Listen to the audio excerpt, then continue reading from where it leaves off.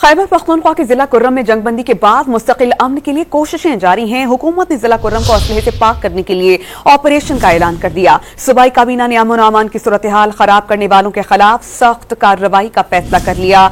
FC प्लाटून्स की तैनाती के लिए विफाक को मुरासला इरसाल किया गया है। काबीना ने झड़पों में मारे जाने वालों के वरसा और जख्मियों के लिए 38 करोड़ रुपए जारी कर दिए। खैबर पख्तूनख्वा के जिला कुर्रम में जंगबंदी के बाद मुस्तकिल अमन के लिए कोशिशें जारी हैं। हुकूमत ने जिला कुर्रम को असलहे से पाक करने के लिए ऑपरेशन का ऐलान कर दिया। सूबाई काबीना ने अमन अमान की सूरत हाल खराब करने वालों के खिलाफ सख्त कार्रवाई का फैसला कर लिया। FC प्लाटून्स की तैनाती के लिए विफाक को मुरासला इरसाल किया गया है। काबीना ने झड़पों में मारे जाने वालों के वरसा और जख्मियों के लिए 38 करोड़ रुपए जारी कर दिए।